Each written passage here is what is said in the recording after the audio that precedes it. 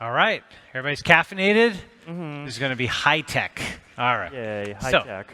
All right, so Ethereum, the Ethereum network states, Zuzalu, the sons and daughters of Zuzalu. You've been working on that for a few years now. Where is the status of that? There's Zoo Georgia, Zoo Thailand, all these zoos. Yeah, so after the first one in Montenegro and then a smaller one in Istanbul, we made this decision to decentralize it, right? So we basically said there isn't going to be like one big Zuzalu meta org that tries to coordinate everything that happens, and so everyone go do your own. And we tried a couple of different mechanisms to coordinate some technology and coordinate some funding for them, but otherwise just kind of left them to go and pursue their own visions, right? And so, do they all use ZooPass, or is it there's a stack? How does that work exactly? A lot of them do, but not all. I don't think there's any single thing that they all agree on, right? It's much more of a constellation. And so, we saw Edge City kind of go in one direction and do its thing. Then, we saw some of the newer ones this year, Switzerland, Zoograma, Zoocash. Some interesting kind of adjacent things. Crecimiento in Buenos Aires, Four Seas in Chiang Mai, another one. It's a bunch of different projects that are going in a lot of different directions. And there's some common themes. So there's longevity and biotech. Yeah. That's a shared interest that we have. And then I think another thing that popped out to me about what a lot of the Zuzalu projects work on is public goods of various kinds. Various voting mechanisms, government mechanisms. Is that fair? Like passports, registries, that kind of stuff. Yeah, also, what I've called the DIAC philosophy, right? Right. So explain that for people. Yeah. So it's the acronym stands for a lot of things, but mainly defensive decentralized acceleration.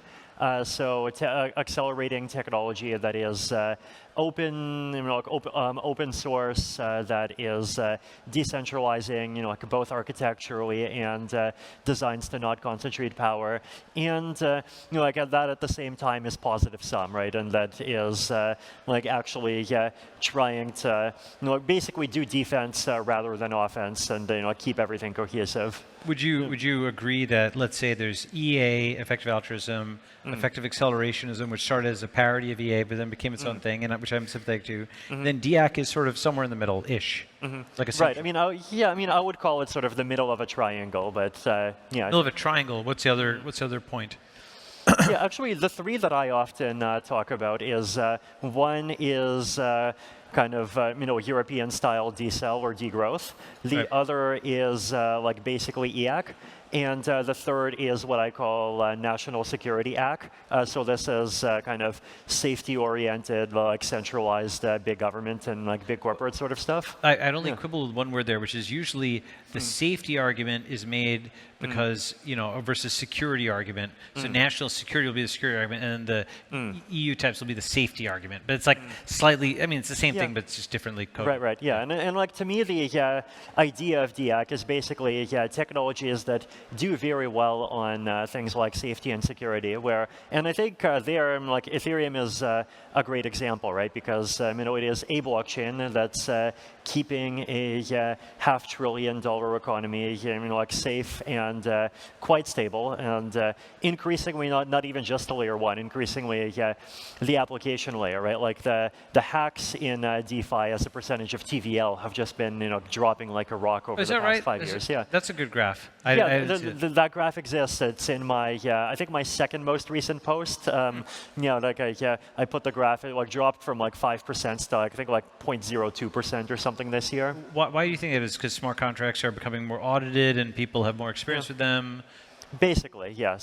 More audits, more experience, better understanding of best practices, more reuse of components. Obviously, there's still there's always the frontier of people doing the crazy things, but the safe bubble keeps getting safer. It keeps growing. It's funny. You might be able to derive some kind of aging function. Now that we've got almost 10 years of smart contracts, some sort of almost actuarial function, which says what is. That's an interesting machine learning problem. If someone wants to do that. Right. It's like, what is the risk of this contract based on its age, and how many rec news reports are there? If it's like it's like the biggest hack. We've thought about this. Like I think Justin Drake had this idea that you could I think he called it like the Lindy index, and the index is it's the integral of logarithm of TVL over time, and so basically you accumulate. Why log TVL? Obviously, you accumulate lindiness over time. You accumulate more lindiness the bigger something is, because if something's bigger, then it has actual real opponents, like it has to face real threats. And I think it has to be less than linear, basically, because the number of new threats that you get going up from 1 million and 10 million, it's kind of similar to the number of new threats that you get going from 1 billion to 10 billion, right? It's not like you get the same number from 1 million to 10 as you do from 1 billion to 1.009. So meaning once it gets on people's radar, they start trying to hack it, and so the extra amount doesn't matter that much. Is that why that functions? Right. Basically, it's like every new order of magnitude. It gives you a fairly similar number of new issues that you have to deal with. I don't know. If looking at just Ethereum's own history, it feels pretty intuitive. Yeah, one of the things that's very interesting about smart contracts is, as you know, historically, formal verification was always computationally infeasible, and it was breaking a what's it saying, like a butterfly on a wheel. And then suddenly with smart contracts, the programs were small enough that it was feasible, and they were valuable enough that it was worth doing. And so now you have Certora, you have all these tools that try to do formal verification. Do you feel that has been working, or is that a contributing factor as well in your view? I think so. Yeah. So Ethereum network seeds. So you've got the longevity parts, you've got the governance parts. So coming back to that, what did you learn for the last 2-ish years of social experiments? So I think this whole network state movement, and then the free cities movement, and all of these things that came before it, they started from a particular set of ideas, and then when a set of ideas kind of collides with reality, there's the question of what is the portion that really sticks, right? And the thing that I've found is, it feels like there are individual zoo nodes that are turning into persistent product market fit. I believe Edge is already basically break even at least. And to me, some of the Frontier Tower is getting there already, as I understand, and the others make sense from that perspective.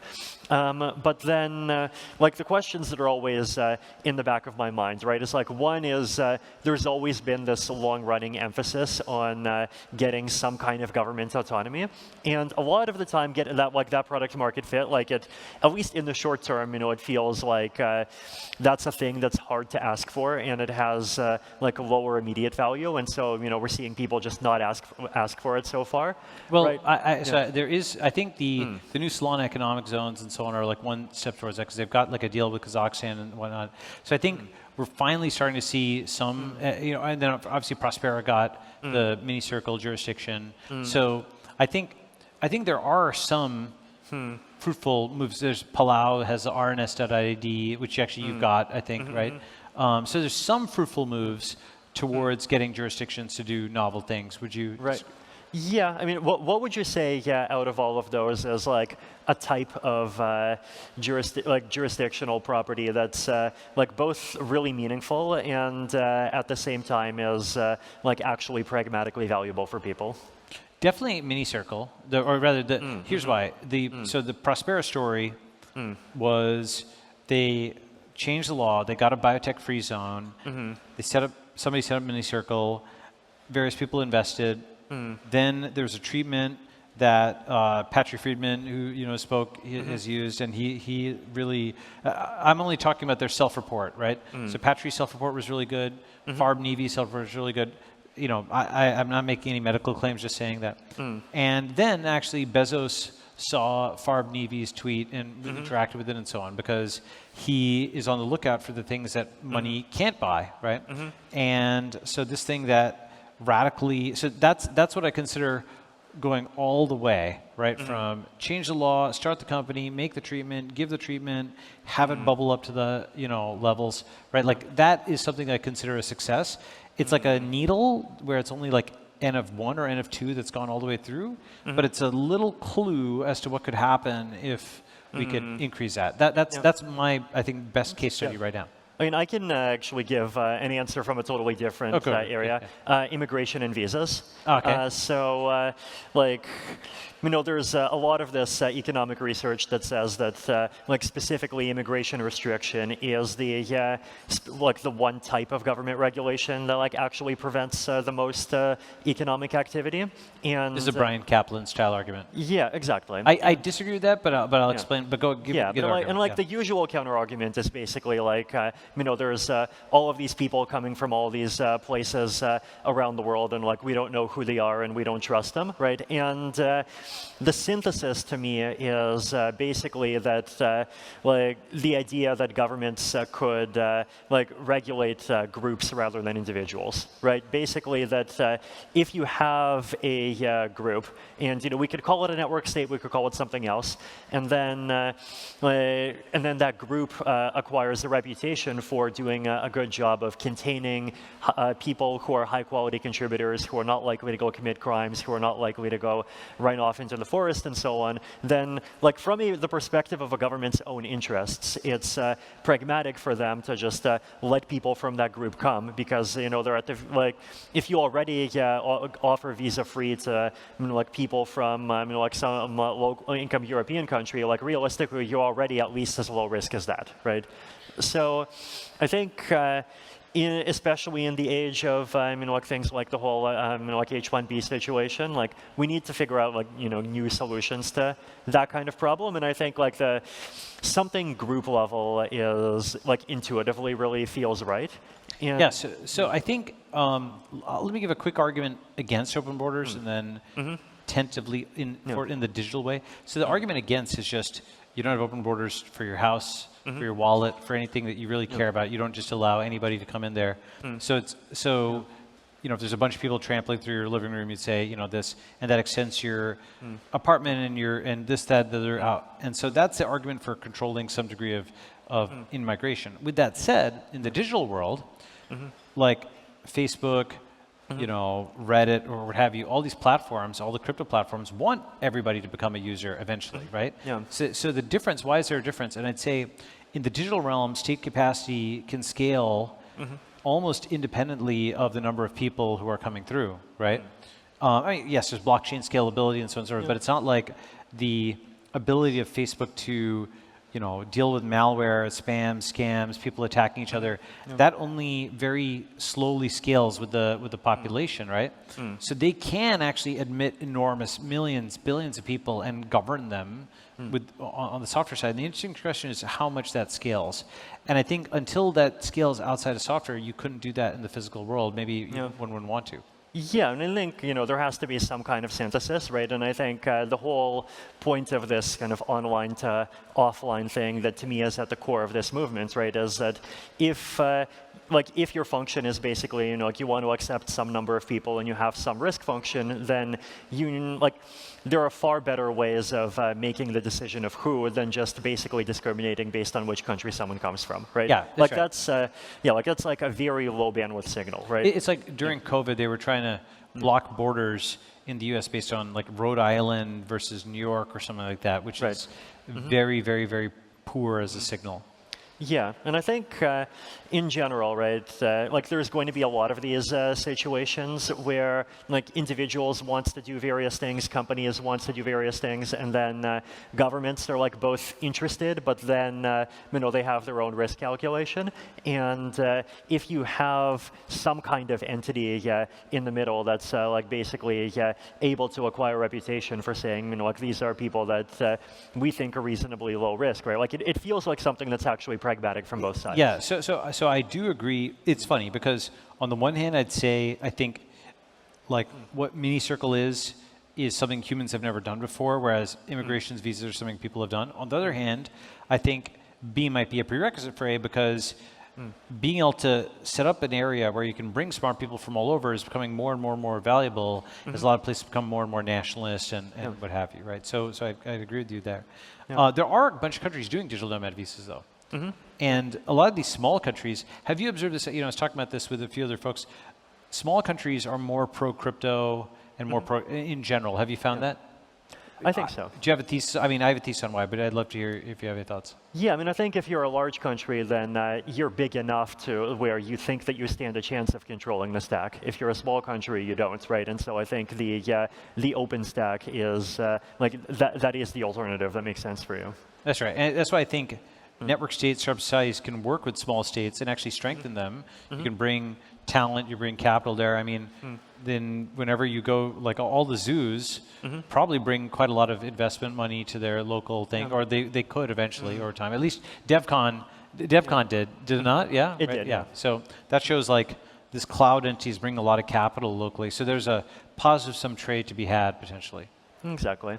Yeah. So one other thing that's like always interested me about the network state concept is it's not just about innovation in jurisdictional properties. It's also about innovation in culture, right? And to me, that's also at the core of the I think the response to are we just inventing co-working spaces and accelerators? I have a one-liner. I have two one-liners on that.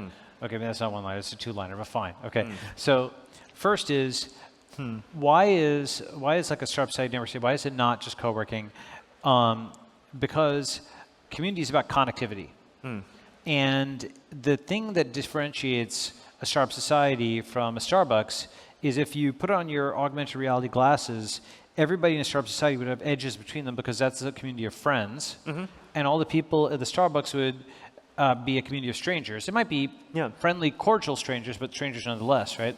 So that, I think, is the difference. Community means connectivity, and a lot of people use the word community to mean like oak benches, and go ahead. It's interesting you say that, because that's like exactly a response I gave when someone asked me about the Estonia e-residency thing, right? Because I think there are a lot of these beautiful kind of idealistic ideals there of like, hey, we are going to become a digital nation. It's actually one of the first 3 Estonian e-residents, along with and it's like it's cool. It's a cool thing, and it's even a useful thing, right? There's a lot of for example, like Chinese people for whom it's an excellent way of getting European e-banking. Right. But then, to me, ultimately, a company is it's a hub and spoke thing. It's a single entity with relationships to each person. Exactly. And a community is people who all do things for each other. And choose to. Exactly. That's right. So that was my first. And then on the second one, because you said how do you know it's not just co-working and so on. So cultural innovation is there's usually there's something you're doing where you're thinking it's good and the rest of the world thinks it's bad, right? And I'm not saying to be controversial for the sake of it, minimum necessary controversy, but minimum necessary controversy if you need to do something good, then, so a co-working space isn't, quote, controversial in that sense, right? So I think those would be the two answers, connectivity and some small degree of controversy. Right, yeah, or sometimes, something where you think that it's good, but then, other people just kind of don't care or not interested, right? Yeah, it's statement as a service. Exactly. I mean, even, I think Brian Johnson is a good example of this, right? And he has a lot of these, longevity ideas, and sometimes, you can't just go one step forward and, show, you can't just make what you want happen through a single isolated product that makes sense in the context of everyone's pre-existing lifestyles. And to his credit, he has made versions of that, and his powders are good, right? But sometimes you also have to go deep, right? Yeah. And and actually, I think this is also kind of my thinking in the context of some of these zoo nodes. It's something that a lot of them wants to do as well, right? They want to go deep on what I call DAC technologies, which includes cryptography. It includes blockchain things. It also includes a lot of health. So this thing I have over here, this is a fun gadget. A group that we give grants to out of Balvi funds. It's a clean air Tamagotchi. Tamagotchi. So it's basically a kind of Tamagotchi-style game where, but it's attached to air quality monitors. And so here, you have the CO2 meter, you have PM 2.5, and so this is basically, a way of measuring, like how good this room is in terms of, like how healthy the air is, people not getting sick, and so on. And so, like effectively, we're like actually bringing the dream of, the decentralized FDA thing. Exactly. I was going to get there. That's exactly. right. Like basically these sensors, because ultimately regulation is information. Like let's say they're giving star ratings on the quality of an actor, and they're banning bad actors. And if you had really great sensors that were impartial and that fed data, and you had chain of custody in both the chain of custody and blockchain of custody sense, and you could, crypto cameras, for example, or crypto sensors where they hash it as they're uploading it. Then you could come up with reports that were actually more trustworthy, right? Yeah. Yeah, exactly. That's the plan. Basically hook up some sensors together with cryptography and And interesting, most of the time, FDA might be too sensitive, but sometimes they're actually not enough. For example, like the body scanners in the U.S. airports, like. TSA ran them through, even though some people objected to FDA because there's a fellow government agency who's able to ram them through. So sometimes you can audit them and actually find they're more risky than FDA would approve, and you might not want that risk, right? Yeah, and like I think you can go around saying words about the clean air topic, but then you can also just like go and create a demonstration and show people like, look, this is an entire community where everything is. And that's a great example of something for a community because. There's so much economy of scale in having those things everywhere rather than, I mean, you can wear them around yourself, but then you decentralize and you re-centralize to have like some industrial strength thing, and it's hooked to sensors and it tracks everything and so on and so forth, right? The exactly. AQI sensors, Cool. Okay, so you've seen, you got Zuzalu going. Switching gears for a second, what other kinds of communities would you like to see, or are you just happy to sit back and watch the Zuzalus, or are there things that whole startup societies you'd like to see?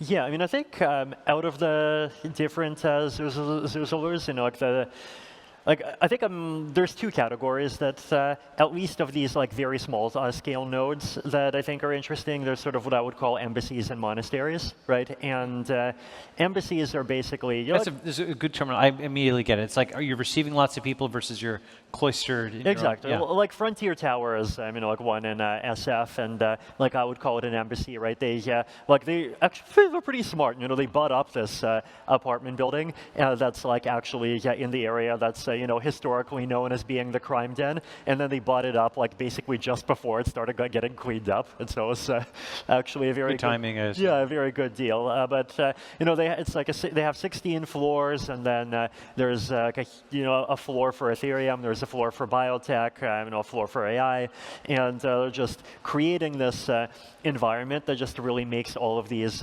technologies available at a high density. And like I think you could go even further in terms of like focusing on specific philosophies. Like I would say, there should be one of these that's like purely open source.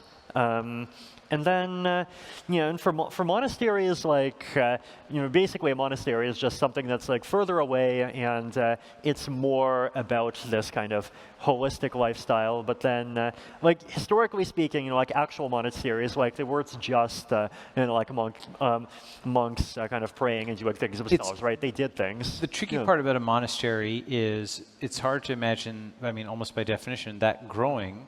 Right. Because since it's closer from the world, it's not recruiting, it's not scaling advertising, and so the embassies would seem to grow much more than the monasteries, unless there's something, and that would just have a natural selective. Yeah, it's interesting because I would actually categorize network school as being more like a monastery. More monastery. Interesting.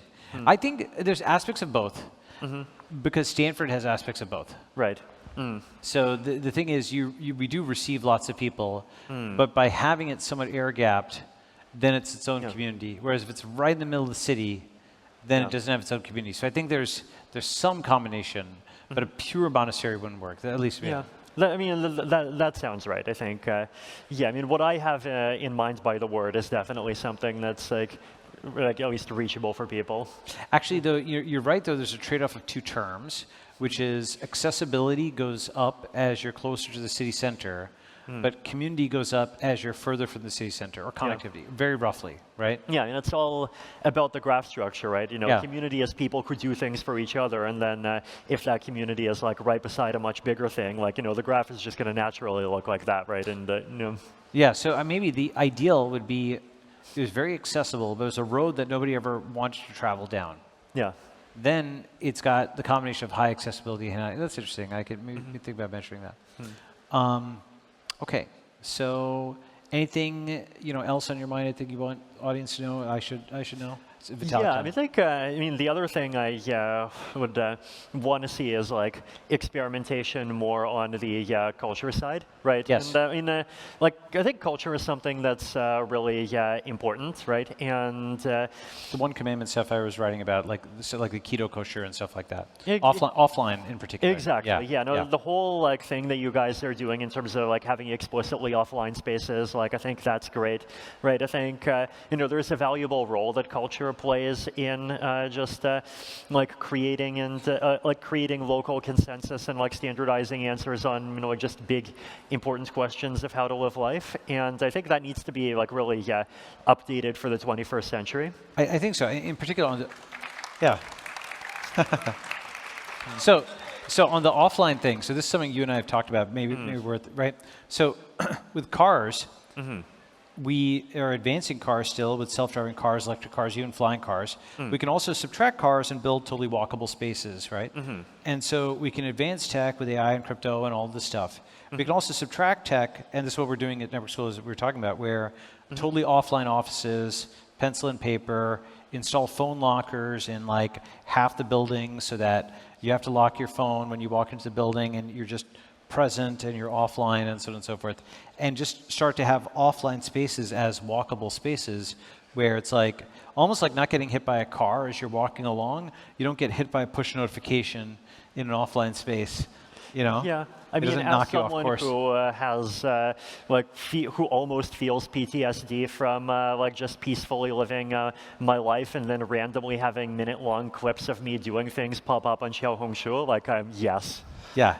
I mean, the thing is, it's funny. I realize that some people don't turn on Do Not Disturb all the time on their computer. Yeah. And I'm like, oh my God, they must get barraged with notifications I couldn't imagine even thinking like that, right? Yeah. And so the way these things are set up by the defaults, we have to change the defaults on this stuff and make it more friendly. Yeah, no, I mean it's. I'm just excited to see, like where this movement goes, and just like the first 10 of these things turn into something that I would feel really excited not just to visit but to live in. Awesome, great. Thank you very much, Vitalik. Thank you too, Balaji. Thanks.